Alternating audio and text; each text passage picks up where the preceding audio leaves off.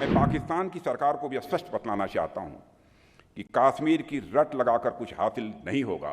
भारत की संसद में पीओके को लेकर एक सर्वसम्मत प्रस्ताव पारित है कि वह भारत का ही हिस्सा था, है और आगे भी हम मानते रहेंगे। पाक ऑक्युपाइड कश्मीर के लोगों पर जो जुल्म ढाया जा रहा है, वहीं से यह डिमांड उठेगी कि हमको भारत में अपने को मर्ज करना है। आतंकवाद को स्टेट पॉलिसी की तरह इस्तेमाल करने वाले देशों को यह अच्छी तरह से समझना होगा कि यह खेल अब लंबा नहीं चलने वाला है। जब हम भारत की राष्ट्रीय सुरक्षा की बात करते हैं मित्रों, तो सबसे पहले बात सीमाओं की सुरक्षा की आती है, क्योंकि यदि सीमाएं सुरक्षित नहीं होंगी तो हमारा राष्ट्र भी किसी भी सूरत में सुरक्षित नहीं होगा।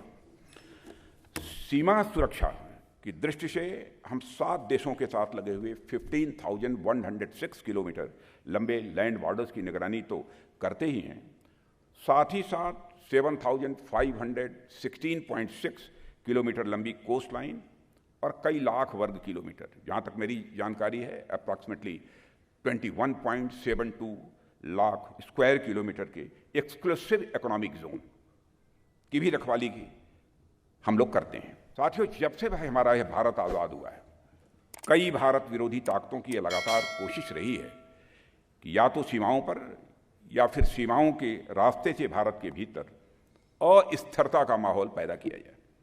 पाकिस्तान की ज़मीन से इसके लिए बड़े पैमाने पर लगातार कोशिश की गई है। आप लोग पड़ोसी हैं, अच्छी तरह जानते होंगे। और पाकिस्तान की तरफ से भारत को चोट पहुंचाने की कितनी बार और कैसी कैसी नापाक कोशिशें हुई हैं, इस पर मैं बहुत विस्तार में नहीं जाना चाहूँगा। मैं यह कहना चाहता हूं कि सीमा पार से प्रायोजित जो आतंकवाद है, आतंकवाद ने इस देश में हजारों निर्दोष नागरिकों की जानें ली हैं। प्रधानमंत्री नरेंद्र मोदी के नेतृत्व में हमारी सरकार ने आतंकवाद के खिलाफ प्रभावी कार्रवाई प्रारंभ की, इसकी जानकारी है आपको। और पहली बार देश ही नहीं, दुनिया ने जाना कि जीरो टॉलरेंस अगेंस्ट टेररिज्म का मतलब क्या होता है। आतंकवाद को स्टेट पॉलिसी की तरह इस्तेमाल करने वाले देशों को यह अच्छी तरह से समझना होगा कि यह खेल अब लंबा नहीं चलने वाला है। आतंकवाद के खिलाफ आज दुनिया के अधिकांश बड़े देश एक मत हो चुके हैं और एक मन हो चुके हैं। मैं पाकिस्तान की सरकार को भी स्पष्ट बतलाना चाहता हूं कि कश्मीर की रट लगाकर कुछ हासिल नहीं होगा। अपना घर संभालिए और जिस तरीके के हालात वहाँ हैं उसमें कुछ भी जाए तो ऐसा आश्चर्य आपको नहीं होना चाहिए। साथियों, जम्मू और कश्मीर का एक बड़ा हिस्सा जिसे कि पाक ऑक्युपाइड कश्मीर के रूप में हम जानते हैं, वहाँ के लोग देख रहे हैं कि इस तरफ लोग अमन और चैन के साथ अपनी ज़िंदगी बिता रहे हैं, यानी भारत में, और वहाँ जब पाकिस्तान की सरकार के द्वारा जब उन पर जुल्म किया जाता है, नाइंसाफ़ी की जाती है, तो उन्हें तकलीफ होती है। मैं पाक ऑक्युपाइड कश्मीर के लोगों की बात में कर रहा हूँ। पीओके पर सिर्फ गैर कानूनी कब्जा कर लेने से पाकिस्तान की कोई लोकस स्टैंडाई नहीं बनती है।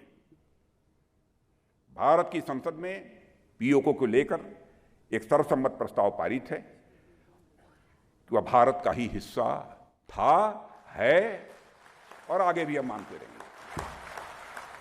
और इस मंशा को एक नहीं, कम से कम 3 प्रस्ताव संसद में इस मंशा को लेकर पारित किए जा चुके हैं। साथियों,